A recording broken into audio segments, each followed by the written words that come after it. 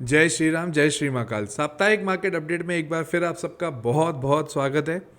और मुझे लगता है ये वाला साप्ताहिक मार्केट अपडेट बहुत ज़्यादा इंपॉर्टेंट होगा बहुत लोगों के हिसाब से, क्योंकि इस हफ्ते जो जो चीज़ें हुई हैं फाइनली जाके ऐसा कुछ लग रहा है कि इंडियन मार्केट बहुत ज़्यादा पॉजिटिव रुख दिखाने वाला है। अब इसमें सबसे इम्पॉर्टेंट क्वेश्चन जो मेरा आप लोगों से है, ये आप मुझे कमेंट करके भी बताइएगा, वॉर कहाँ गया? जो ये वॉर था यूएस और ईरान का, इजराइल ईरान का, कहाँ गया वॉर? और वॉर जब था तो वॉर का बेसिक फंडामेंटल क्या था?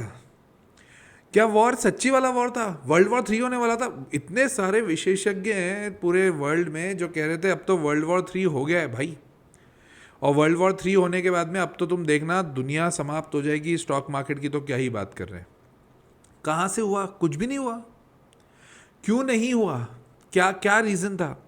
सिंपल सी बात है। सबसे पहली चीज़ तो ये एक फाइनेंस वॉर था, वेपन वॉर था, और कुछ भी नहीं। जो मैं पिछले 4-5 हफ्तों से कह रहा था, जहाँ पर भी आपको क्या मिले, बढ़िया अपॉर्चुनिटी मिले, उसमें इन्वेस्ट कर देने का। और ये कितने टाइम से मैं कह रहा था, तो that is good. I am not saying कि मैं कह रहा था देखो सब कुछ हुआ, बट यहाँ पे ही हमें समझ में आना चाहिए पैनिक कहाँ करना है, पैनिक कहाँ नहीं करना है। तो एक तो ये बहुत इंपॉर्टेंट चीज़ थी। 9 जुलाई को एक बहुत इंपॉर्टेंट डिसीजन आने वाला है, मेरे हिसाब से 9 जुलाई के पहले पहले ही आ जाएगा। वो है इंडिया यूएस की जो टैरिफ डील है। ठीक है, डोनाल्ड ट्रंप ने कल परसों में कुछ ट्वीट तो किया है ऐसा कि कि हम इंडिया के साथ में near to no tariff zone में जाने की उम्मीद करके बैठे हैं। बट ऐसा समझो मत, डोनाल्ड ट्रंप है वो कुछ भी करते हैं। उसका जब मन करेगा वो कुछ ना कुछ करेगा, उसका मन करेगा तो वो मेरे को चाइना गेट का वो लगता है जगीरा। अगर आप देखिए आपने चाइना गेट मूवी, आप उसका एक बहुत फेमस डायलॉग है, मेरे मन को भाया। आप एक बार वो देखना मूवी, ज़बरदस्त। कुछ भी करता है यार वो। तो टैरिफ जब तक वो फाइनल डिसीजन नहीं आता तब तक हमें वेट करना पड़ेगा। ठीक है, ध्यान रखिएगा। थर्ड, जुलाई सीजन, मेरे को ऐसा लगता है जुलाई सीरीज जो है स्टॉक मार्केट के लिए बहुत पॉजिटिव रहेगी। रीज़न बहुत सारे हैं इसके पीछे, बट एक मेरे को कंसर्निंग बस एक पार्ट है कि अगर क्वार्टरली रिजल्ट्स अच्छे आ गए ना तो फिर तो कोई दिक्कत की बात ही नहीं दिख रही मेरे को। क्वार्टरली रिजल्ट्स अच्छे आने चाहिए। अगर क्वार्टरली रिजल्ट्स अच्छे आ गए ना तो मज़ा आ जाएगा। जुलाई में मेरे को लगता है हम 26,200 आराम से ऊपर पार करके जाएंगे। बट वही है कि क्वार्टरली रिजल्ट्स अच्छे आने चाहिए। ठीक है, एक और चीज़ बहुत इंपॉर्टेंट हुई है, मार्केट टूटने के चांसेस अब मेरे को नहीं दिखते। जो मार्केट क्रैश वाली बात थी अब मेरे को नहीं दिख रहा। सिंपल सी बात है, करेक्शंस तो देखो आएंगे, करेक्शंस की कोई बहुत बड़ी बात नहीं है। कुछ डीप बातें बता रहा हूँ, इसको थोड़ा समझने की कोशिश करना। 21,800 मार्केट का बहुत ही बढ़िया करेक्शन का लेवल था। अगर वो टूटता तो क्रैश होता। इसके ऊपर मैंने काफ़ी रील्स भी डाली है, वीडियोस भी डाले हैं। 21,800 तो अब कोई बात ही नहीं है। मतलब 4,000 पॉइंट नीचे की हम बात करें तो कोई बात नहीं है। मतलब क्रैश की सिचुएशन तो अब नहीं दिख रही है, अनलेस एंड अनटिल कुछ बहुत बड़ा हो जाए, जिसके चांसेस अब मेरे को नहीं दिख रहे हैं। तो अगर आपने पैसा लगा के रखा है तो होल्ड टाइट, अच्छे से बना के रखो अपना पैसा, लंबे समय तक होल्ड करके रखो, बहुत पैसा बन सकता है।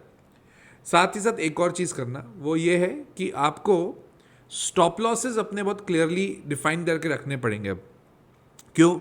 मार्केट ऊपर जा रहा है, ऊपर जा रहा है, ऊपर जा रहा है, ऊपर जा रहा है, ऊपर जा रहा है। कभी अगर गंदा क्रैश आया तो आपको नुकसान नहीं होना चाहिए, आपका एक अच्छे लेवल पर प्रॉफिट बुक हो जाना चाहिए। तो ये ध्यान रखना, स्टॉप लॉसेस बहुत प्रॉपर लगाने। अगर स्टॉप लॉसेस नहीं लगा पा रहे हो, आप मैसेज भी कर देना मेरे को, कमेंट कर देना, या फिर मैसेज पे बात कर लेना मेरे से कि आपको कौन से स्टॉक का कोई स्टॉप लॉस चाहिए। As I be free, I be definitely giving you the answers there. ठीक है, अभी क्योंकि मैं गुवाहाटी में हूँ, I am here in Assam for a week, तो एक हफ्ता बहुत शेड्यूल टाइट रहेगा। बट स्टिल अगर जैसे ही मुझे मौका मिलेगा I will definitely try to give you the answers there.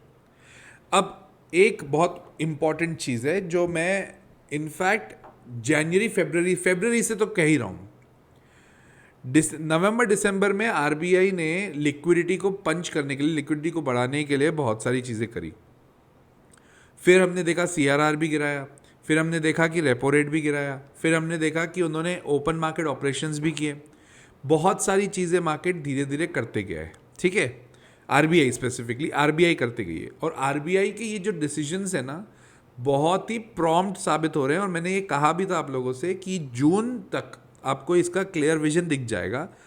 अगर जून तक वॉर का इम्पैक्ट बहुत ज़्यादा नहीं पड़ता है तो मार्केट हमें वापस लाइफ हाई पे दिखेगा। अब यहाँ पे मार्केट में वॉर तो आया, वॉर की सिचुएशन भी हुई, वहाँ से कटने के बाद अब मार्केट वापस लाइफ हाई पे जा रहा है।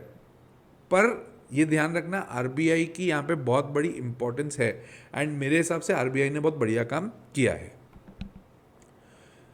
पर एक चीज़ आप सबके साथ हो रही होगी, सर मार्केट निफ्टी तो बहुत ऊपर बढ़ गया है, हमारा पोर्टफोलियो नहीं बढ़ रहा है। ये एक बहुत कॉमन क्वेश्चन है, बहुत कॉमन फीडबैक है कि सर हमारा मार्केट में अभी जिस हिसाब से गणित चल रहा है, जिस हिसाब से सेटअप चल रहा है, निफ्टी बढ़ रहा है पर हमारा पोर्टफोलियो नहीं बढ़ रहा है। तो उसका क्या किया जाए? देखो बहुत सिंपल सी बात है। करंट ईयर जो अभी चल रहा है FY 25-26 की अगर मैं बात करूँ, तो ये जो साल है ना, ये स्पेसिफिकली लार्ज कैप्स का साल है। अब ठीक है, मिड कैप्स में आपको कुछ कुछ कंपनीज में अच्छे रिजल्ट्स मिल जाएंगे तो दैट इज़ ग्रेट, आपने एंट्री पॉइंट अच्छा रखा होगा तो दैट इज़ ग्रेट। बट ये ध्यान रखना FY 25-26 will be the year for blue chips, ठीक है। और जब स्टॉक मार्केट की बात करते हैं ना, हमारा अभी क्या पिछले 3-4 साल में एक फीडबैक रहा है कि एक साल में पैसा डबल हो जाता है, बट डबल होता नहीं है। एक साल में अगर आपके 20-25% के भी रिटर्न्स मिलते हैं, अमेजिंग रिटर्न्स है, देयर आर गुड रिटर्न्स। 30-35% से आपका पोर्टफोलियो बढ़ गया तो भाई अफलातूनी बहुत बढ़िया है। बट क्योंकि अभी 3-4 साल ऐसे निकले कि हमारा पोर्टफोलियो हर साल थोड़ा सा डबल की तरफ पहुंचा है, तो हमें वो आदत लग चुकी है, बट वो आदत लाइफ टाइम नहीं रहनी चाहिए, ठीक है। आ जाए अपन अब लेवल्स के ऊपर। तो निफ्टी अब सीधी सीधी बात है 25,300 की जब तक ऊपर है तब तक बढ़िया है, कोई दिक्कत की बात नहीं है। और 25,300 को क्रॉस करके अगर नीचे आता है तो 24,800 इज द नेक्स्ट लेवल। रही बात रिलायंस, 1500 के ऊपर जब तक चल रहा है सब बढ़िया है, कोई दिक्कत की बात नहीं है। SBI 770 का स्टॉप लॉस से ध्यान रखिएगा। HDFC, क्योंकि रिलायंस और HDFC ने मार्केट बहुत खींचा है अभी। HDFC जब तक 2000 के ऊपर चल रहा है तब तक बहुत बढ़िया है, कोई दिक्कत नहीं है। IT कंपनीज के ऊपर मेरा थोड़ा कंसर्न अभी भी है, क्योंकि अमेरिका से क्या खबरें आ रही है उसके ऊपर बहुत सारी चीज़ें डिपेंड करती हैं, ठीक है।